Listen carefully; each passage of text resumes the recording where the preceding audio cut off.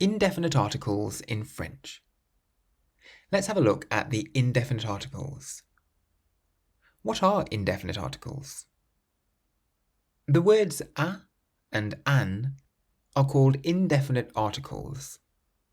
The reason they're called indefinite articles is because they don't refer to any definite thing.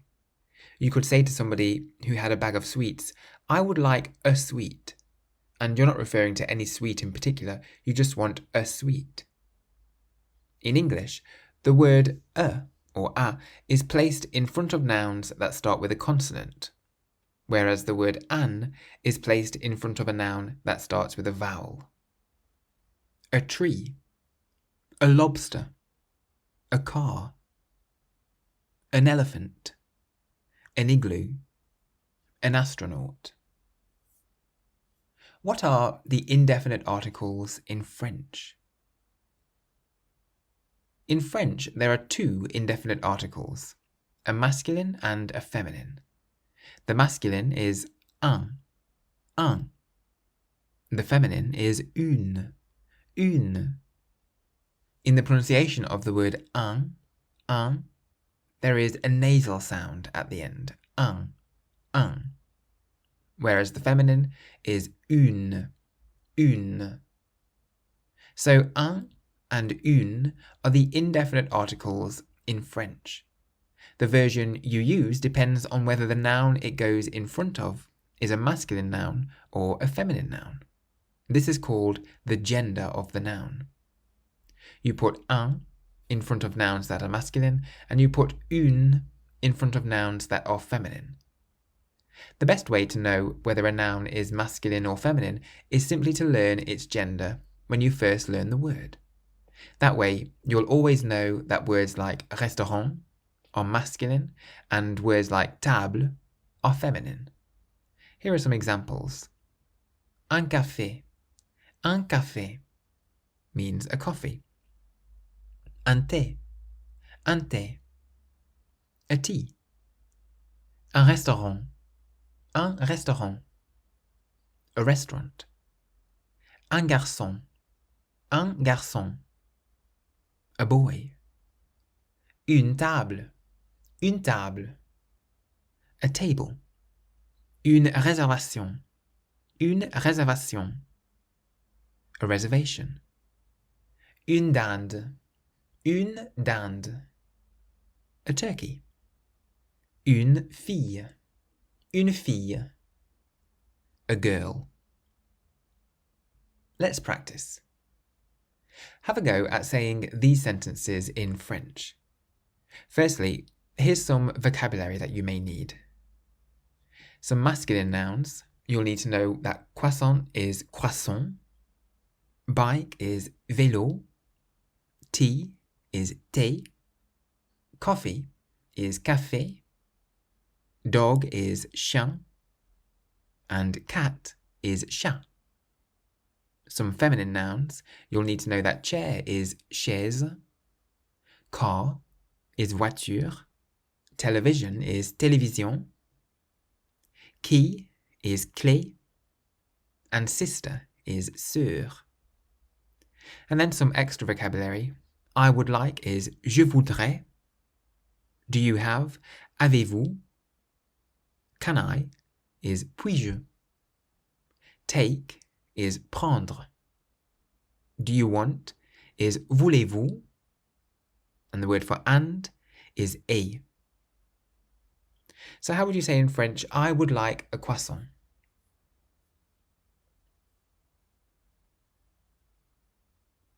Je voudrais un croissant.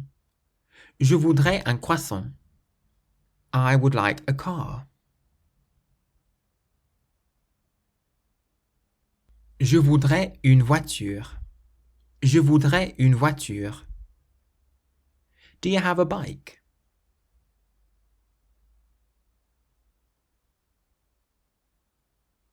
Avez-vous un vélo? Avez-vous un vélo? I would like a tea and a coffee.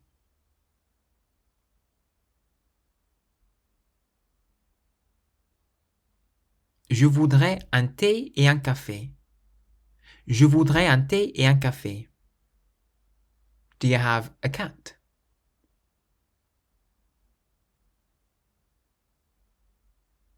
Avez-vous un chat? Avez-vous un chat? Can I take a chair?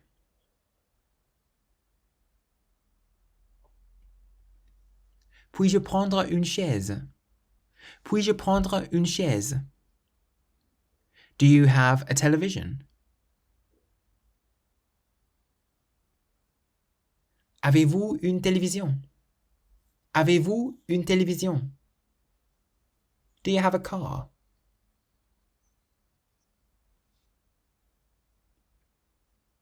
Avez-vous une voiture? Avez-vous une voiture? I would like a sister.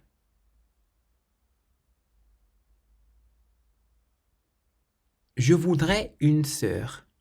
Je voudrais une sœur. Do you want a car?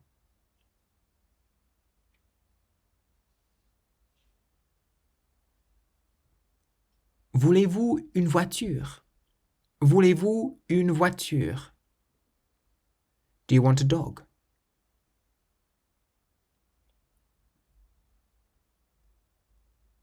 Voulez-vous un chien? Voulez-vous un chien?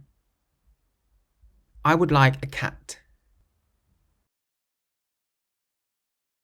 Je voudrais un chat. Je voudrais un chat.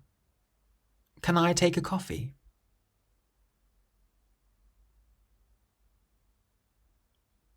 Puis-je prendre un café? Puis-je prendre un café? I would like a television.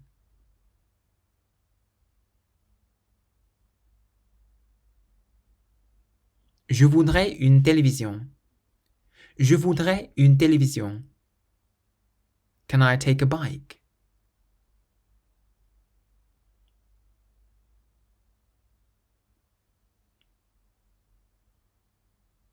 Puis-je prendre un vélo? Puis-je prendre un vélo? Can I take a key?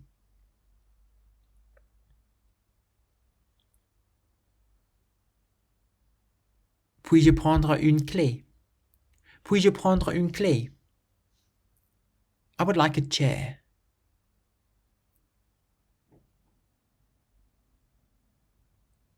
Je voudrais une chaise. Je voudrais une chaise. Do you want a croissant?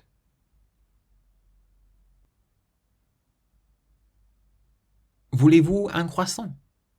Voulez-vous un croissant? Do you have a sister?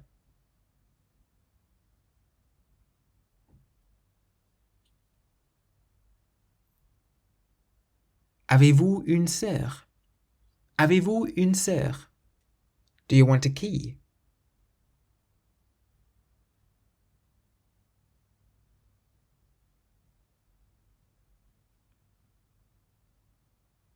Voulez-vous une clé? Voulez-vous une clé? If you're finding this video useful, please consider pressing the like button, or as the French say, le bouton j'aime. Or in fact, they tend to say, mettez un petit pouce levé, which means put a little thumbs up. Or you might even be so kind as to subscribe, s'abonner, as it really helps this channel to grow and reach a wider audience. Merci. In context. It's always good to look at rules in context because it helps to solidify them in your mind. So let's read through a few paragraphs from Victor Hugo's novel Notre-Dame de Paris, or The Hunchback of Notre Dame in English. We'll focus on any indefinite articles that we see. Chapitre 1. La grande salle.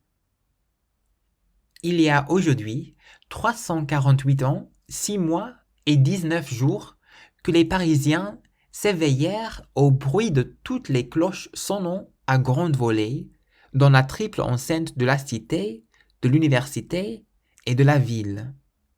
Ce n'est cependant pas un jour dont l'histoire ait gardé souvenir que le 6 janvier 1482.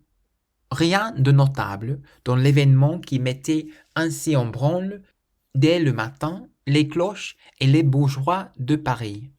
Ce n'était ni un assaut de Picards ou de bourguignon, ni une chasse menée en procession, ni une révolte d'écoliers dans la ville de Las, ni une entrée de notre dit très redouté Seigneur Monsieur le Roi, ni même une belle pendaison de larrons et de larronnesses à la justice de Paris.